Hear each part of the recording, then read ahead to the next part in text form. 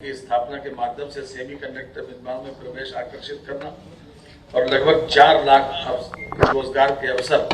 प्रदान किया जाना। इसमें विशेष रूप से जो खास तौर से फोकस किया गया है वो इस बात पर कि हम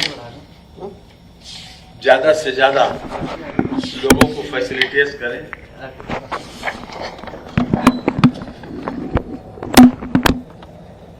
जो प्रोत्साहन बढ़ाए गए हैं। खास तौर से 200 करोड़ के स्थिर पूंजी निवेश पर 10 करोड़ की अधिकतम सीमा सहित 15% पूंजी अंश उपादान यानी सब्सिडी, 200 करोड़ से 1000 करोड़ रुपए के मध्य निवेश पर 150 करोड़ रुपए की अधिकतम सीमा सहित 15% पूंजी उपादान, 1000 करोड़ से अधिक निवेश पर तथा न्यूनतम 3000 व्यक्तियों हेतु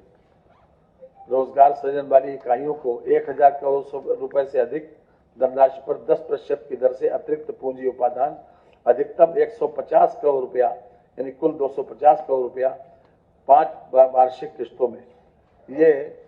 उन लोगों को जो लोग इन्वेस्टमेंट करेंगे उनको इस बात का देखते हैं कि कितना रोजगार सृजित होगा, उस आधार पर और इन्वेस्टमेंट के क्वांटम के आधार के ऊपर हमने सब्सिडी को बढ़ाई है और उसके तहत जो सुविधाएं इसके अतिरिक्त बढ़ाई गई हैं उसके बारे में भी हम जानकारी आपको दे दें कि अधिकतम 200 करोड़ रुपए तक के निवेश के लिए 5 वर्ष की अवधि के लिए 5% प्रतिवर्ष का ब्याज उपादान प्रति इकाई 1 करोड़ प्रतिवर्ष, स्टाम्प शुल्क छूट, भूमि उपादान, पेटेंट लागत प्रतिपूर्ति, विद्युत शुल्क में छूट, ESSC विकास और व्यक्तिगत इकाइयों के लिए भी प्रोत्साहन दिया जा रहा है।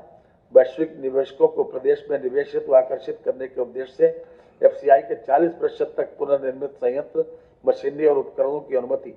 भूमि, विद्युत, पानी, बुनियादी ढांचे, कैपिटल शेयरिंग, वित्तीय एवं गैर वित्तीय प्रोत्साहन आदि सहित FAB इकाइयों के लिए विशेष पैकेज पर विचार किया जा रहा है। नीति के अंतर्गत प्राविधानिक प्रोत्साहन भारत सरकार द्वारा प्रस्तावित PLI प्रोत्साहन को छोड़कर FCI के 100% तक होंगे तथा नीति के अंतर्गत दिए जाने वाले सभी प्रोत्साहन भारत सरकार द्वारा दिए जाने वाले प्रोत्साहनों के अतिरिक्त होंगे। यानी अभी तक जो गवर्नमेंट ऑफ इंडिया के द्वारा इसमें जो प्रोत्साहन दिया जा रहा है, हमारी उसके अतिरिक्त जो प्रोत्साहन है वो हमने आपके सामने उनका कुछ जिसको फोकस करना था वो हमने किया। जी,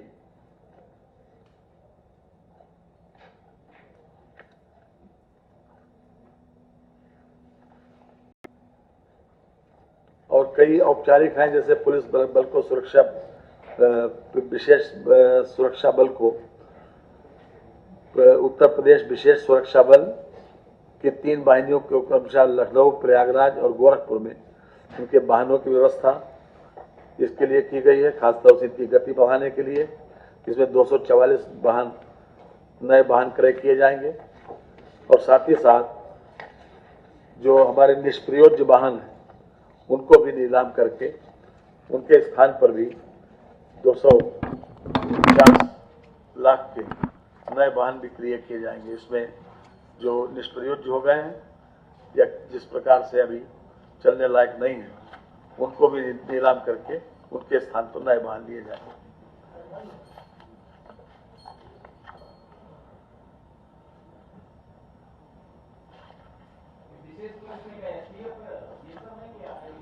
नहीं, जनरल ये भी पुलिस है, लोकल पुलिस भी और विशेष पुलिस बल भी, उनकी गति बढ़ाने के लिए खासतौर से। और एक बात विशेष रूप से अभी जो हमारा जो 112 का जो अभी टाइम हमारा 2016 में लगभग 1 घंटे का टाइम दिया जाता था, उसमें काफी कुछ क्राइम को रोकने में भी दिक्कत होती थी और अब रिस्पांस टाइम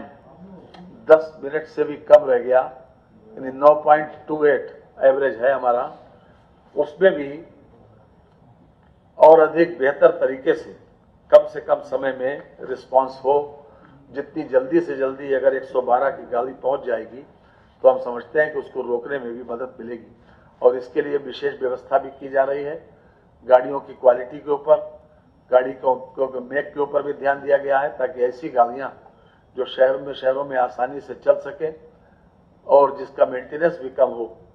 उनको परचेस किया जाएगा ताकि उनकी गति बढ़ सके और रिस्पांस टाइम को कम किया जा सके, ताकि मौके पर आवश्यकता अनुसार कम से कम समय में पहुंचकर अपराध को रोका जा सके या उसको रिस्पांस किया जा सके। Thank you. मैं अब आपसे अनुरोध करूंगा, ये जो है आपको ऊर्जा विभाग का एक महत्वपूर्ण प्रस्ताव आज माननीय मंत्रिपरिषद ने माननीय मुख्यमंत्री जी के आशीर्वाद से मंजूर किया है। वो है राज्य में नई सौर ऊर्जा नीति, सोलर पॉलिसी का प्रस्ताव। आपके संज्ञान में होगा कि उत्तर प्रदेश में 2017 में एक नीति सौर ऊर्जा की बनी थी। उसी को आगे बढ़ाते हुए और उसमें कुछ और चीजें जोड़ते हुए हमने नई नीति लाने का निर्णय लिया है। इस नीति के तहत हमने कहा है कि आने वाले 5 वर्षों में 22,000 मेगावाट सौर ऊर्जा का हम उत्पादन करेंगे। जिस 22,000 मेगावाट, जिसमें 14,000 मेगावाट सोलर पार्क और ऐसे ओपन एक्सेस के जरिए हम लेने का हमारा प्रयास है, जनरेट करने का प्रयास है। सोलर रूफटॉप जो आवासीय है रेजिडेंशियल, उससे 4500 मेगावाट और अनावासीय रूफटॉप जो है उससे 1500 मेगावाट सोलर एनर्जी पैदा करने का विचार है। उसी तरह किसानों के खेतों में और किसानों का जो एग्रीकल्चर फीडर होता है उससे भी 2000 मेगावाट पैदा करने का हमारा लक्ष्य है। इसमें एक बहुत बड़ी बात ये सरकार ने मंजूर किया है कैबिनेट ने कि इस सोलर एनर्जी के जनरेशन के साथ साथ हम उसके स्टोरेज की भी व्यवस्था के लिए भी हम अपनी पॉलिसी में मदद देंगे। और आपको याद होगा तो इस तरह की व्यवस्था जो औद्योगिक विभाग जो औद्योगिक नीति लेकर के आया था तो उसमें भी ये व्यवस्था की गई थी कि जो पंप स्टोरेज के जो हमारे जो प्रोजेक्ट्स होंगे उनको इंडस्ट्रियल पॉलिसी, तो वही इंसेंटिव, सेम इंसेंटिव हम सोलर पॉलिसी में भी बिल करके इनको देंगे। उसी तरह जो पिछड़े इलाके हैं बुंदेलखंड और पूर्वांचल जैसे, वहां सोलर प्रोजेक्ट लगाने पर हम 20 किलोमीटर तक की ट्रांसमिशन लाइन बनाने का खर्चा भी हम सरकार देगी।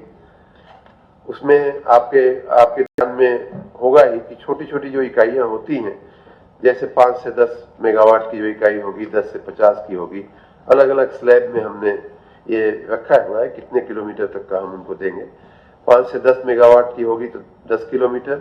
तक का बनाएंगे, 10 से 50 होगी तो 15 किलोमीटर, और 50 से अधिक मेगावाट की क्षमता का है तो 20 किलोमीटर तक की हम लगाएंगे। प्रति किलोमीटर लगभग 65 से 70 लाख रुपए का इसमें खर्च आता है। एक और नई बात जो इस नीति में हम लोगों ने कहा है वो ये है कि सोलर पार्क की स्थापना के लिए सरकारी भूमि अगर सार्वजनिक क्षेत्र का उपक्रम है तो उसको ₹1 प्रति एकड़ की दर से हम लीज पे देंगे। मतलब